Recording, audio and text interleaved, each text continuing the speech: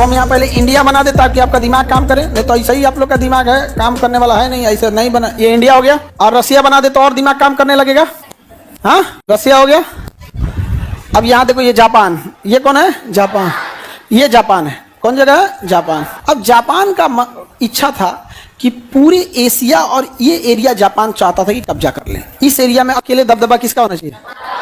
Japan का। इसमें बाधा बन रहा था, पता है क्या? ये होनोलुलु हवाई द्वीप। कौन द्वीप? हवाई द्वीप। हवाई द्वीप में अमेरिका ने इतना बड़ा नौसेना का अड्डा बना रखा था कि यहाँ पब्लिक रहती ही नहीं थी। यहाँ स्कूल था, हॉस्पिटल था, प्लेग्राउंड था, सिनेमा घर था, सब कुछ था। एक टाउनशिप, एक शहर बसा दिया था। और यहाँ अमेरिकी नौसेना के जहाजें रहते थे, पानी वाली जहाजें, पनडुब्बी, वॉरशिप, ये सब।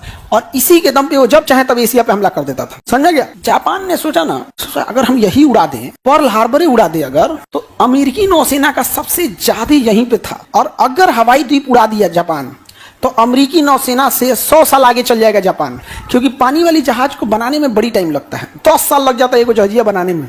अब भैया तुम एक नॉर्मल घर बनाओ 2 साल लग जाता है, जबकि जमीन पे बना रहे हो तो पानी में बना रहे हो 10 साल लग जाता है। तो जापान ने कहा कि एक काम करो, उड़ा दो इसको। जापान का attack on Pearl Harbor 7 December 1941। America ने कुछ नहीं किया है, कुछ नहीं किया बेचारा अमेरिका। अचानक कौन आया? जापान आया, पानी वाली जहाज लेके आया। और इस पानी वाली जहाज पे लड़ाकू जहाजों की संख्या लाया था 200।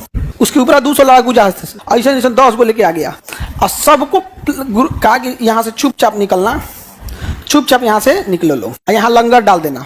लंगर मतलब वहीं डाल देना, और 200 किलोमीटर दूर रुक जाना। 50 तो जहाज इधर से आना, 50 तो इधर से, ऐसे ऐसे ऐसे सब लेके आ जाना। और घेर देना किसको? पर्ल हार्बर को। किसे?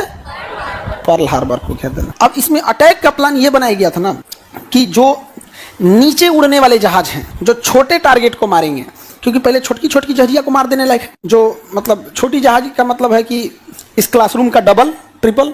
और बड़ी जहाज का मतलब तो 1 किलोमीटर होती है। बड़ी जहाज कितने लंबी होती है? 1 किलोमीटर। बड़की जहाज होती है तो बाबू, समझ में गया? बहुत लंबी लंबी होते हैं सब। 400 मीटर, आधा किलोमीटर लंबी जहाज है। तो इन लोगों ने डिसाइड किया कि पहले हम पनडुब्बियों को मारेंगे और उसके बाद छोटी जहाज़ों को मारेंगे, ताकि छोटी छोटी तबाह हो जाए सब, और तब बड़ा अटैक किया जाएगा। क्योंकि बड़ा अटैक कर देंगे ना, छोटा जहाजिया दिखबे नहीं करेगा। तो जो उसके कमांडर थे उसने कहा कि हम जब हमला करने जाएंगे तो अगर पहले हमला पनडुब्बियों पे करना है और छोटी जहाज़ों पे करना है तो हम एक फ्लेयर चलाएंगे। फ्लेयर वैसे रॉकेट दिवाली वाला पटाखा देखे तो वैसे ही होता है, फ्लेयर बंदूक का। वहाँ पे एक फ्लेयर चलाएंगे। जब ये लोग पहुंचे लोग ना, तो उसका फ्लेयर से प्लान थे कि एक फ्लेयर चलाएंगे तो छोटे पे हमला करना है, 2 फ्लेयर चलाए तो बड़े पे हमला करना है। तो मौसम वहाँ का थोड़ा खराब हो गया। 7 दिसंबर का टाइम था भैया, तो मौसम गड़बड़ा गया। एगो फ्लेयर मारा तो इसको लगता है नहीं देख पाया है, तो एगो और मार दिया। तो सोच रहा वो सब कहाँ से सोच रहे थे, तो 2 फ्लेयर मार दिया। इसका मतलब पहले बड़े मिसाइलों बड़े जहाज़ों पे हमला करना है, तब पहले बड़े जहाज पे हमला कर दिया। सब वहाँ पर तहस नहस कर दिया। केवल पर्ल हार्बर पर अमेरिका का जितना तबाही हुआ है आज से 80 साल पहले, 1941, 7 दिसंबर 1941 में, 85 साल हो गया, उतनी बड़ी इंडियन नेवी अभी है। पूरी इंडियन नेवी की फ्लीट जितनी बड़ी है ना, उतना 1941 में अमेरिका को क्षति हो गया था केवल यहाँ पर पर्ल हार्बर। जिस दिन तुम दुनिया को जानोगे ना, दुनिया कितनी बड़ी है ना, तो उस दिन तुम भारत को विश्व गुरु कहने से पहले अपने आप पे एक बार सोचोगे, इतना भी बहस देना ठीक नहीं है। वर्तमान में इंडियन नेवी जितना है ना, उतना नेवी वो पर्ल हार्बर पे अमेरिका गंवा चुका है, एक बेस पर। और सोचिए जापान का हमला कितना तगड़ा था, तबाह तबाह कर दिया जापान ने, एकदम त्राहिमाम मचा दिया। यहाँ पे अमेरिका को संभलने तक का मौका नहीं दिया। देखिए ये पर्ल हार्बर द्वीप है, ये उस समय का पर्ल हार्बर था। ये तबाही मचाए हैं सब यहाँ पे, ये बड़ी जहाज को उलट दिया, एकदम इतना भयानक तबाही मचाया था सब ना। एक भी एरिया ही नहीं छोड़ा था, जापान ने छोड़ा ही नहीं था वहाँ पे। कहाँ गए लो, यहाँ कुछ भी नहीं छोड़ा था। बड़ी जहाज हो गई, ये कौन सी चिल्ला रहा है बोरिस जॉनसन? ये देखो कितनी बड़ी जहाज है, मारा ऐसा मिसाइल से उड़ा दिया ऐसा। पर्ल हार्बर को क्या कर दिया? कंप्लीट उड़ा दिया सर। ऐसे जापान ऐसे पानी जहाज लेके आते थे सब, अब बम गिरा के चले जाते थे सब इसके ऊपर से। इसलिए हो गया ये जहाज है, देखो ये बम गिरा दिया इस पे भी गिरा गया, एक्स्ट्रा जा रहा है मारने उस पर। एक जहाज को डुबाने के लिए 4 जहाजें लौट थी। एक नीचे से पेंदी पे मारेगी, एक ऊपर से, एक दाहिने से, एक बाएं से। हाँ, अमेरिका की नौसेना से बरस कर रहे थे सब। उनको थोड़ा पता था हमारे जापान से कोई दुश्मनी नहीं है, वो इतना भयानक मार देगा के। देखो अभी इसको इतना बुरा घेर के मारे हैं सब ना, एक एक जहाज को इतना मारे थे सब, मधुमक्खी की तरह भिन भिना दिए थे सब। अब पूरा उसका एयरफोर्स स्टेशन ने उड़ा दिया था सर। यहाँ देखिए, उसने ना अपनी वार्निंग के लिए भी रखा था, ये फिल्म बनी है उसके ऊपर। ये जापान की जहाजें उड़ान भर रही हैं, पूरी लोड करके पानी वाली जहाज से उड़ान भर ली जापान की जहाजें। यहाँ देखिए, ये जापान, ये पर्ल हार्बर है, एयरफोर्स की पूरी जहाजें खड़ी हैं। देखो सब गंजी या टी शर्ट पहन के घूम रहा है, हाफ पैंट पहन के, अमेरिका वाला। और ऊपर जापान की जहाजें आ चुकी हैं। ये यूएस एयरफोर्स है, जो नेवी के पास भी अपना लड़ाकू जहाज, उड़ने का मौके नहीं दिया। 150 जहाजें खड़ी थी, तरतरा के मार दिया सबके ऊपर, जमीन के जमीने पे रह गई। हद तो ये हो गया था कि एक पायलट जो था अपनी जहाज में बैठ गया और उड़ने का मौके नहीं दिया ना, तो वहीं से गोली चला रहा है। जहाँ मशीन गन लगा रहता था, नीचे बैठ के ऊपर में गोली चला रहा था। पूरा का पूरा पर्ल हार्बर क्या हो गया, तबाह हो गया। ये उस समय का नक्शा है पर्ल हार्बर का। अलग अलग जहाजें थी जो तबाह हुई थी। देखिए नौसेना में यहाँ जहाजें ऐसे खड़ी है, कितनी जहाजें दिख रही है, 1 2 3 4 5 6 दिख रहा ना, तबाह करके छोड़ा है उसको। 6 जहाजें दिख रही हैं। कितना सटीक बम गिराया गया होगा, एकदम प्रेसिजन से था, फिक्स था। पायलट को फोटो तक दिए गए, तुमको ये वाला जहाज मार के गिराना है, तुमको ये वाला जहाज मार के गिराना है। सोचिए, एक जहाज को बनने में 10 साल लग जाते हैं। 1 2 3 4 5 6 तो यहीं दिख रहा है। अच्छा, हार्बर मतलब होता है बंदरगाह। अब बंदरगाह पे जहाजें पास पास खड़ी रहती हैं। जैसे बस को मारना है तो सड़क पे बस को मारेंगे, 10 को बस मारने में दिक्कत हो जाएगा। बम लेके अगर कोनो बस स्टैंड में घुस गया तो तड़ा दिया। ट्रेन को मारने में टाइम लगेगा, कोनो मुगल सराय स्टेशन में घुस गया, तूने यहाँ 20 वो ट्रेन हमेशा खड़ी रहेगी। मारा पर्ल हार्बर को क्या कर दिया था, तबाह कर दिया था। सर ये सब फोटो लेता था उस टाइम, बिल्कुल वीडियो थे, पूरी एकदम ओरिजिनल वीडियोज हैं। जापान बहुत आगे है बाबू। 1970 के दशक से वो बुलेट ट्रेन चला रहा है। जब हम लोग बैलगाड़ी पे घूमते थे, जय जवान जय किसान का जब हम लोग नारा दे रहे थे और हमारे प्रधानमंत्री सफेद रंग के एम्बेसडर गाड़ी से घुमा करते थे, तो उस समय वो क्या चला रहा था, बुलेट ट्रेन। बहसबाज नहीं होते हैं जापान वाले। हम लोग जानते हैं क्या होता है, बहसबाज बहुत हो जाते हैं। बहसने में हम लोग से आगे कोई है ही नहीं है। उसमें से भी जानते हैं कौन, बिहार में हम लोग। अरे दादा हो दादा, ऐसा ऐसा बात जहर जहर बोलेगा सब ना। अब यहाँ पे अगर गौर से देखेंगे तो ये पर्ल हार्बर है, अमेरिकी नौसेना का जहाज यहाँ लगा हुआ है। और जहाज लोग को पता ही नहीं चला हो क्या रहा है भाई, मार के खत्म कर दिया है। अबाउट पर्ल हार्बर, गोली मारो भैया तुमको अबाउट को। पर्ल हार्बर दिख गया, सामने आ गया।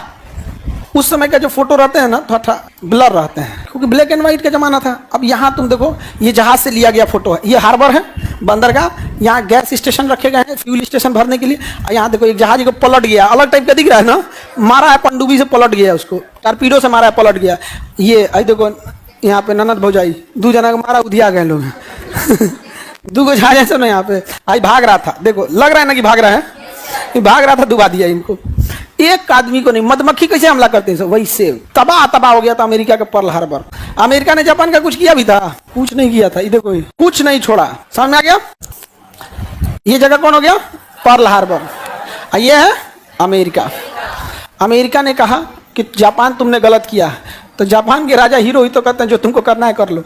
अमेरिका जो था तबाह हो गया। 7 दिसंबर 1941, 7 दिसंबर 1941 अमेरिका के ऊपर एक कलंक पुत गया था। तब ओपेनहाइमर आए और उन्हें ऑपरेशन ट्रिनिटी का पूरी आदेश दे दिया गया और अमेरिका का सैंडी मरुस्थल खाली करा दिया गया।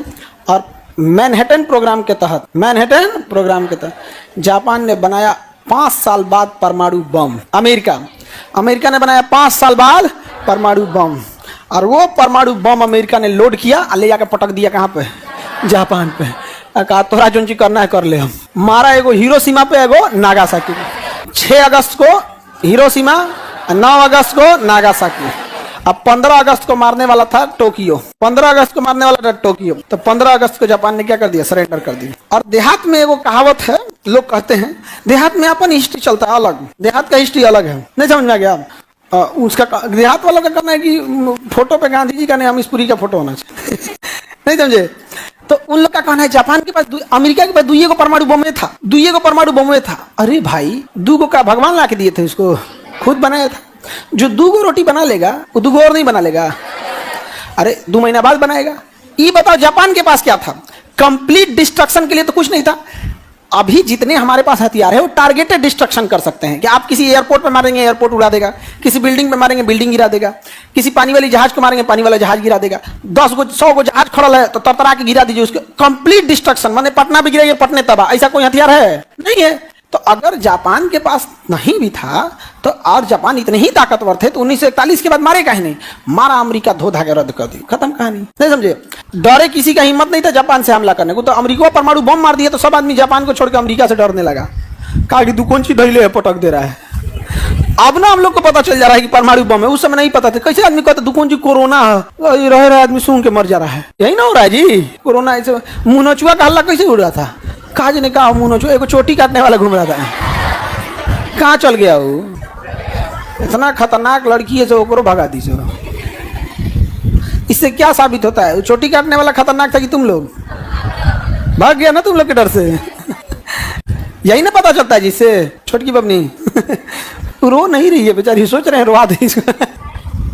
तो देखो अभी हम लोग को परमाणु बम का आइडिया है, बट जिनके पास पटकाया था परमाणु बम, इवन जापान को नहीं पता था, जापान सरेंडर नहीं कर रहा था। आपको पता है जापान के अंदर गृह युद्ध हो गया था, आधी जापान की सैनिक कह रही थी कि हम आखिरी सांस तक क्या होंगे, लड़ेंगे, और जापान का आधा सैनिक कहता कि लड़ेंगे कौन चीज से, वो पटक दे रहा है, लोहा गल जा रहा है।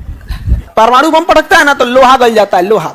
और हम लोग की बॉडी नहीं मिलती है, हम लोग की बॉडी क्या होती है, जैसे आप पतीली में पानी रख के खौला दीजिए, भाप बन के उड़ जाता है ना, इतना टेम्परेचर हो जाता है कि हड्डी गल के भाप बनकर उड़ जाती है, अर्थी के चिता से ज्यादा। अर्थी पे जो चिता जलाया जाता है उससे 100 गुना ज्यादा टेम्परेचर से जलता है। जितना टेम्परेचर पृथ्वी के सूर्य के सतह का होता है उतना उस शहर का टेम्परेचर हो जाता है, वेपर बन के उड़ जाता है, वेपर बन के।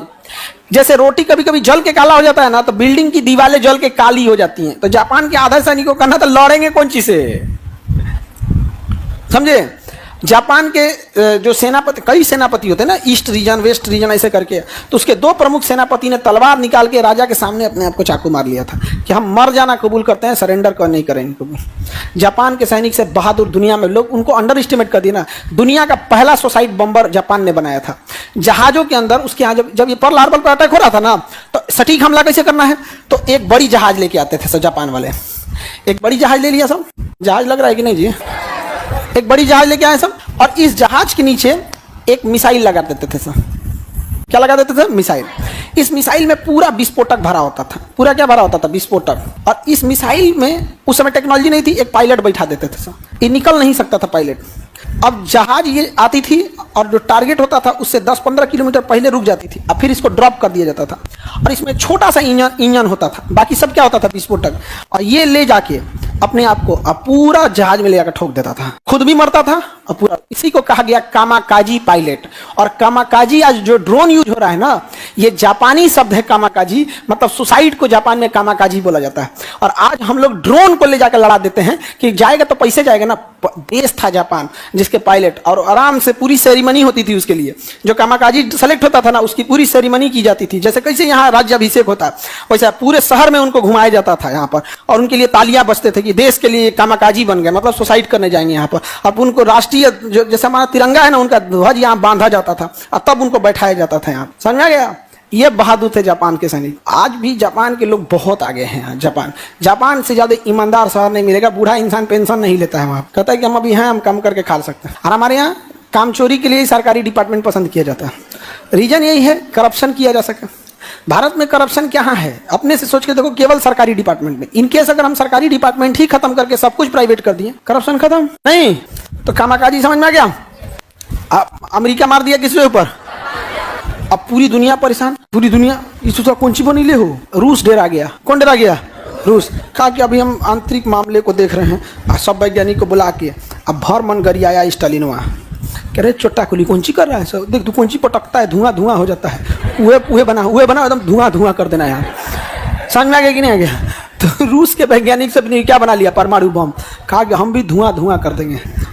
और रूसवा क्या किया, अनहारे में ले जाके पटक दिया, धाए दे।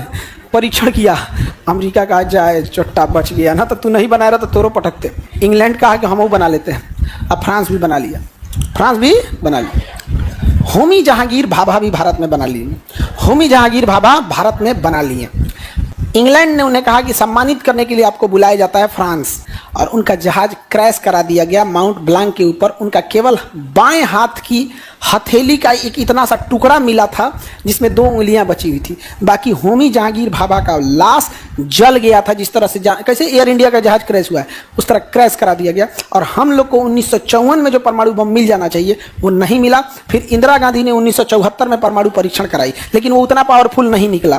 फिर 1998 में अटल बिहारी वाजपेयी आए, APJ अब्दुल कलाम और अटल बिहारी वाजपेयी, इन दोनों की जो जोड़ी थी, इन्होंने परमाणु बम। लेकिन भारत के ऊपर दबाव था अमेरिका का कि अगर अमेरिका जान जाता तो हमारे ऊपर ऐसा ऐसा प्रतिबंध लगा देता है, क्योंकि बहुत सारी चीजें उसमें रहती है। जैसे मान के चलिए आप गांव में चिकन बना रहे हैं, अब पूरे गांव ने डिसाइड कर दिया गांव में चिकन नहीं बनना चाहिए, तो प्रतिबंध लगाएगा कि इस आदमी को टमाटर की सप्लाई नहीं करनी है, इस आदमी को प्याज की सप्लाई नहीं करनी है, बना लिट्टी चिकन बन गिलो। तो अमेरिका यही करता है, उसका जो इंग्रेडिएंट हो ना उसी पे प्रतिबंध लगा देता है। तो अटल बिहारी वाजपेयी जब अब्दुल कलाम से बोले तो अब्दुल कलाम ने कहा कि आप राजनीतिक व्यक्ति हैं, आप बस आदेश देते हैं ये बन जाना चाहिए, इतना भी आसान नहीं है। इसमें जिस कैटेगरी का स्टील चाहिए, जिस कैटेगरी का डेटोनेटर चाहिए, जिस कैटेगरी का यूरेनियम चाहिए, ये इंडिया में नहीं है, हमें बाहर से मंगाना पड़ता। अगर अमेरिका जान जाएगा तो प्रतिबंध लगा देगा। समझ में गया? तो इसके लिए जरूरी है, एपीजे अब्दुल कलाम ने कहा था कि इसके लिए जरूरी है कि ये बात कहीं और लीक ना हो। तो अटल बिहारी वाजपेयी ने कहा था कि लीक कैसे होगा, आप भी कुंवारे हैं, हम भी कुंवारे हैं। मतलब समझे, लड़कियों में बड़ी खराबी होती है, कोई बात बोलो ना तो सहेली को बता देगी, कहीं किसी से बताना नहीं। भर लड़की से कोई बात करना मतलब अखबार में छपवाना। लड़की लोग अपने से बता, प्राइवेसी रखती हो तुम लोग, पता नहीं क्या। अच्छा ऐसे थोड़ी होता नहीं, बहुत सारी लड़कियों को एक जैसा नहीं कह सकते हैं, लेकिन मेजोरिटी सब बात